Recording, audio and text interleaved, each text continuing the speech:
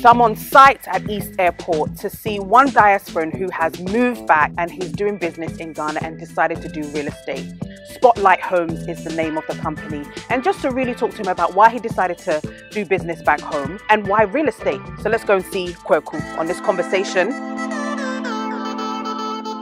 Hi. Hello. How are you? Yes. Good to see you. Good to see you. You haven't finished the homes, but I was eager to kind of see what you are up to and what you are doing. I get excited when I see another person coming in to build and to do something. So why Spotlight Homes and why Ghana? As the saying goes, you travel and you see.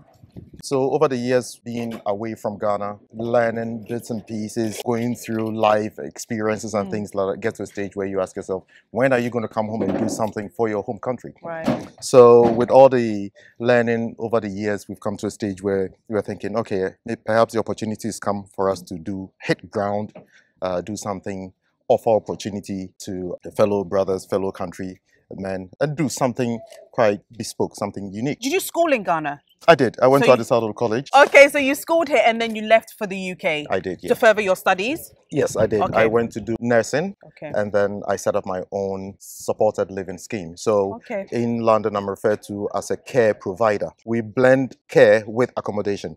This is where accommodation comes in. So as a property developer and attaining properties, it's good opportunity for me to gain a lot of experience, hence add on to why we're here today doing this. Yeah. How many buildings are we doing? So the idea is to have 7 buildings on site. Okay. 4 bedrooms. Okay. And 3 bedrooms. Okay. Yes. All right. Fantastic. The beauty of the setup, our intention is to provide something that's bespoke. You know, the design, as you can tell, is rather unique. I like it. So we've got 1 downstairs bedroom and we've got 3 bedrooms upstairs. Okay. I mean, if you look at these ones, the frontage will be slightly different from these ones over here. Yeah. Sometimes people get a bit discouraged about coming back home and doing something. One, because of how they feel the system works. But I always say that Ghana has its own system. How do you see doing business in Ghana?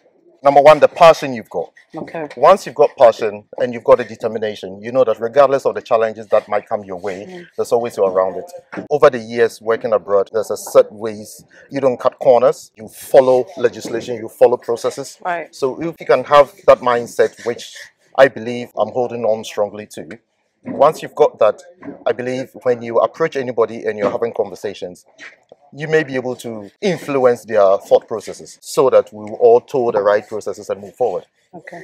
So I think that's one of the things that we are holding on strongly to. You know, the opportunity for us to be able to work with our local men again is brilliant. So where you see using handsaw and it's taking forever, if you have equipment, you come in and it just cuts like that. Yeah. So you're looking at the time.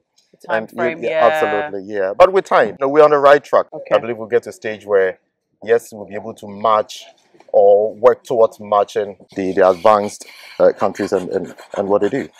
There's some people that will say, I'll never come back home. I will never do business in Ghana. What would you say to them? But yes, once upon a time I said, I'll not do this. But here we are after a few years. And, you know, I'm here. I want to spend more time here rather than back home. That's fantastic. Yeah. So did you go through other businesses before settling on real estate? Did you try out? Because sometimes you have to try out different things when you come back and then you're like, actually, no, this is what I want to do. Or did you have in mind already because of the work that you were doing in the UK and having that property management side, you decided that no, real estate property is what I want to go into? Well, the initial plan was to set up mental health in Ghana. Okay. So we went a couple of steps beyond. We got equipment, hospital equipment and all of that, you know. So that was the intention, to set up a mental health unit, supported living, and then we can influence the community. It's okay to talk about mental health. Yes, absolutely. So that was the intention.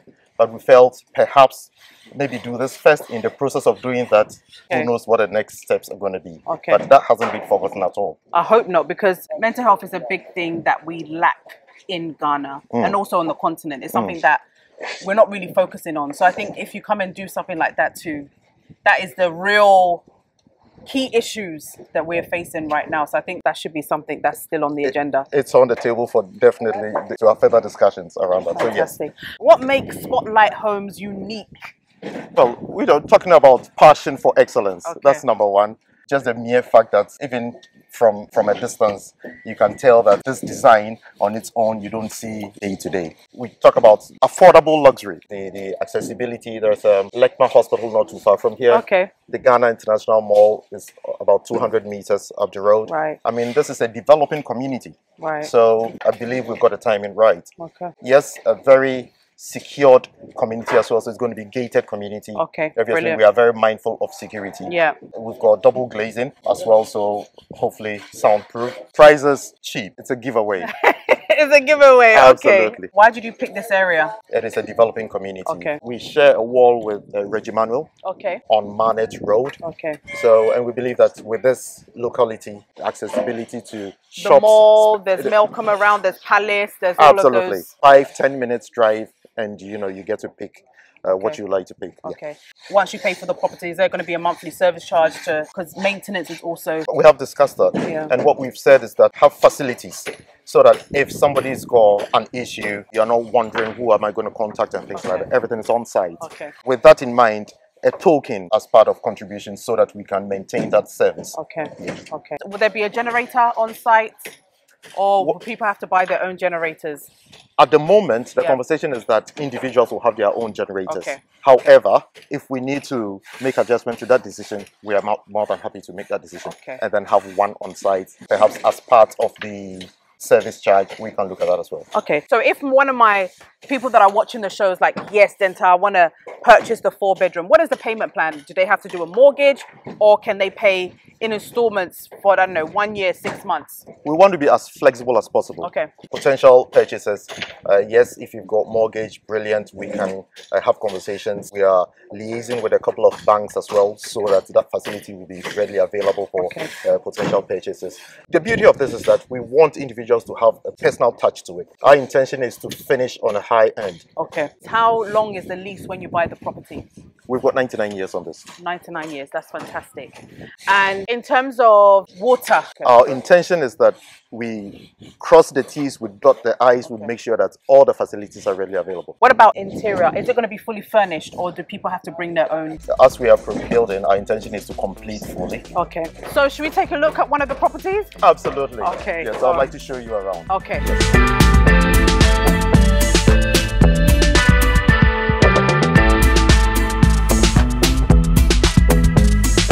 This is the living area. Takes us to a kitchen diner, so it's an open plan. Open plan, okay. Absolutely, yeah. Okay. Yeah, and the beauty of this is if you look at the sizes of the windows, they're huge. That's going to bring a lot of lightning and fresh air in. Yeah. Okay. And then we've got laundry here. Okay. Because we've got an outer kitchen, you can utilize this whichever way you prefer. Whichever way you want. Yeah, okay. There's storage there. We need storage. Absolutely. The out kitchen. Okay. Yeah, absolutely. Okay. Boys' quarters here. Boys' quarters. Oh, so it's 5-bedroom then? Well, technically. Yeah. And then we have a downstairs bedroom here. Okay. That's it. Again, it comes with its own ensuite. Ensuite, that's right. The good thing with this is that that bedroom is hidden. So even if you are entertaining visitors here, you don't see what's going on there because of that wall. It is hidden. Yeah, we have visitors. Visitors toilet. Yes, okay. So you see the stairs. It it takes you round. Yeah, it brings you up to a spacious family area. Okay. Again, very airy. The beauty again is that we've got a little balcony here. Oh, nice. So that after a hard day's work, sun is on. Can pop a little something and sit there and sip as you go. Yes, absolutely. And it's quite airy up here as well. It is, yeah. So there's a family area. Family area, yep. You can have your TV and... This little room can be utilized as a gym or an office. These days talking about working from home. And so as you can hear, there's noise. People are working,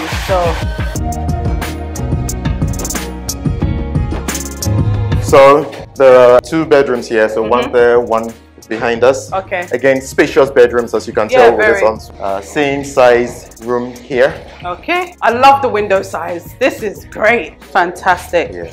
And then to our left is the master bedroom. Okay. So we've got a walk-in wardrobe. That's it. That's so important for me. Walk-in wardrobes. It's needed. Yes, we have heard, and so we are making sure that every property's got that. And then we've got the bathroom. The bathroom. That's it. Okay. This is great. It is beautiful, isn't it? If you look at it from a distance, you can tell the size of it.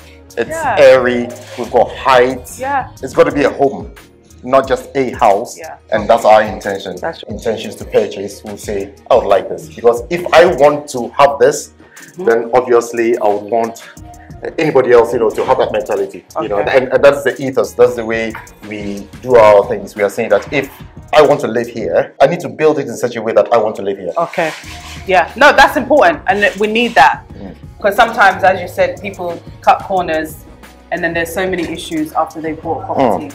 And so I think this is great. To my audience, I usually don't do off plans, as you know, but there's an opportunity for you to have an off-plan home where you can design it into your own as well. And I think that's important. But what I will say to Kweku is that any of my members, anybody that mentions me, they get a good discount because they are buying off-plan. So if they come to buy, then I want a Dentaa discount for them. Okay. Absolutely. Okay, so thank you so much for watching. I hope you've enjoyed this episode with Spotlight Homes. I'll encourage you all to get in touch. Thank you for watching.